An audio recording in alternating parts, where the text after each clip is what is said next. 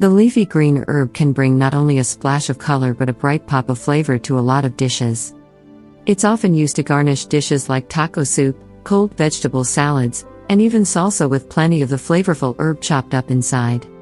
While cilantro is not as delicate to store as other herbs like basil, it does need a little attention to make a bunch keep fresh for as long as possible.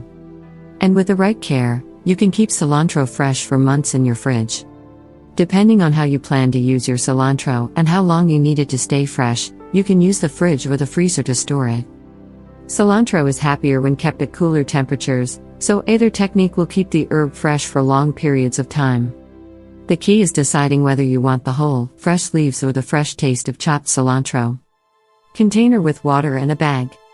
Those who want to use the whole leaves to garnish dishes or to tear them into larger pieces should opt to store a bunch of the herb in a container with water inside the fridge.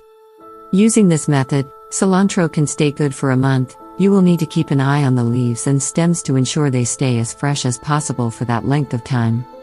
To store cilantro in the fridge this way, use the bouquet method. So, start by trimming the stems and removing any low-hanging leaves. Then place the bunch in a jar or vase with fresh water covering the bottom inch or so of the stems. To protect the leaves from getting too cold, place a bag loosely over the top of the cilantro and cover the jar. You will need to change the water every so often though. That means you'll need to lift the bag to check to see if the water needs changing if you don't use cilantro very often. Frozen with a liquid. If you plan to cook with cilantro or have time to allow cubes of the chopped herb to thaw, you can store it in the freezer.